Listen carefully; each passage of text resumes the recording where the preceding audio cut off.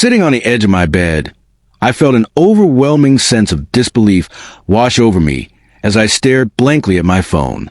It was as if the room had shrunk around me, and the walls were closing in, suffocating me in a reality I never expected to face. The chaos of emotions swirled within me, making it difficult to breathe. The message that had turned my world upside down was simple yet devastating. You should be aware of your wife's activities at all times. Accompanying the message was a photo that felt like a dagger to my heart. It depicted my wife, her laughter vibrant and infectious, leaning intimately close to a man I recognized all too well, Daniel, my so-called friend. In the photo, her hand rested on his, and a sense of betrayal flooded my senses as I noticed her head tilting toward him, her demeanor relaxed and inviting. The image was a stark contrast to the distance that had developed between us in recent months. I wanted to dismiss it as a misunderstanding, but the intimacy captured in that moment felt unsettling and all too real. My mind raced as I began scrolling through our past messages, desperately searching for any signs I might have missed, clues that would explain the sudden shift in her behavior. The late nights she spent out with friends, her newfound enthusiasm for social outings, and emotional detachment that had crept into our conversations suddenly clicked into place. I felt like a fool, caught off guard by the very person I trusted the most. My hands trembled as I fought to maintain my composure, the need for answers growing stronger. I steeled myself, resolving to confront her as soon as she returned home. When she walked in later that evening, her smile illuminated the room, yet it felt like a false light, a mask hiding the truth. I couldn't hold back any longer. I showed her the picture and the text, my heart pounding in my chest. The surprise in her eyes quickly morphed into anger, a fierce denial spilling from her lips. "Are you really going to believe this nonsense?" "You're paranoid," she snapped, and in that moment, my heart sank further. I felt the weight of her accusations pressing down on me, forcing me to question my own sanity. I took a deep breath, trying to remain calm while explaining how everything seemed to align. The late nights, her emotional withdrawal, the feelings of neglect I had experienced. But she dismissed my concerns, twisting the narrative and portraying me as the insecure husband who couldn't handle his wife's independence. For a moment, doubt gnawed at me, making me question whether I was overreacting. Yet, the look in her eyes in the photo haunted me, a look that had become foreign in our marriage. When I demanded to see her phone, everything changed. She clutched it tightly, her voice rising in frustration. "This is exactly why our marriage is failing," she yelled, her words sharp and cutting. The tables had turned, and I could feel the ground beneath me shift. I couldn't bear to look at her, feeling the anger boiling within me. I grabbed my keys and stormed out of the house, slamming the door behind me, desperate for space to think. All night, my mind raced with memories, replaying conversations and moments that now felt like elaborate deceptions. The next morning, she acted as if nothing had happened, brewing coffee and chatting about weekend plans, her demeanor casual and carefree. The tension in the air was palpable, thick with unspoken words. Then she mentioned a party our mutual friend Lisa was hosting on Saturday, casually adding that Daniel would be there. My jaw clenched at the thought of facing him again, but I nodded, vowing silently that I wouldn't let this slide. Saturday arrived like a storm cloud looming overhead, filled with dread and anticipation. As I stepped into the party, it felt like entering enemy territory.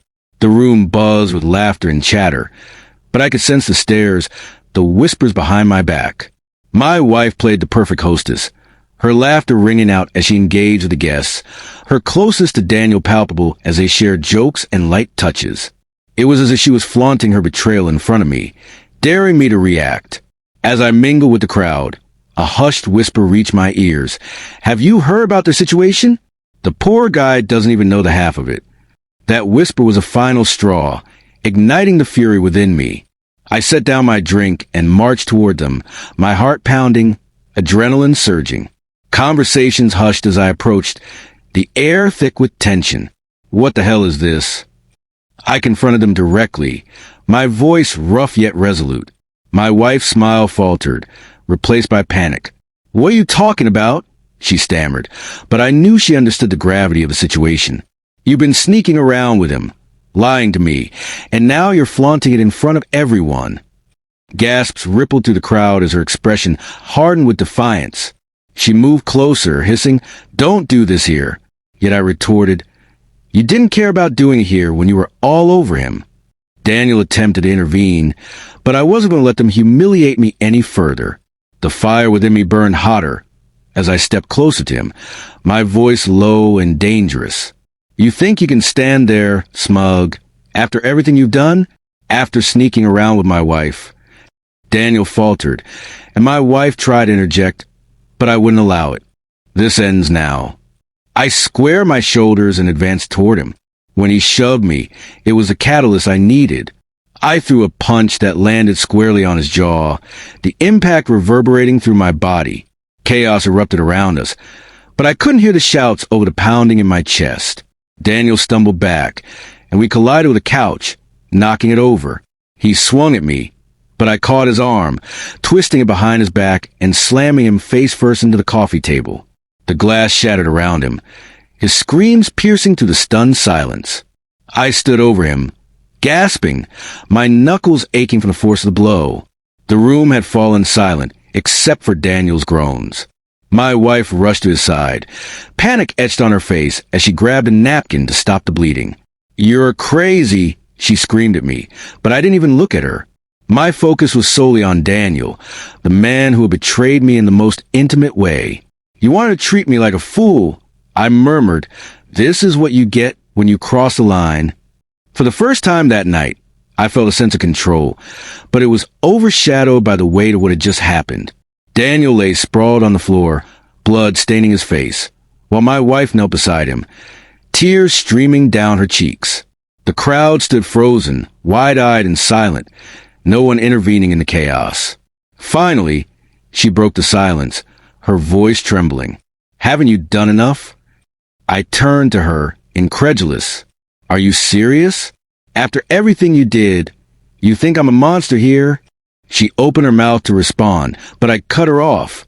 "No words can fix this. You brought this on yourself. You cheated, you lied, and now you're crying over him." Daniel groaned. "You're a crazy man." But I towered over him, the adrenaline coursing through my veins. "You think you can sneak around with another man's wife and walk away like nothing happened?" The room felt electric with tension as I faced my wife again. I hope it was worth it, destroying our lives and our marriage for him. Her lips trembled, but she said nothing, staring at me with wide, broken eyes, as though she hadn't anticipated how quickly everything would unravel.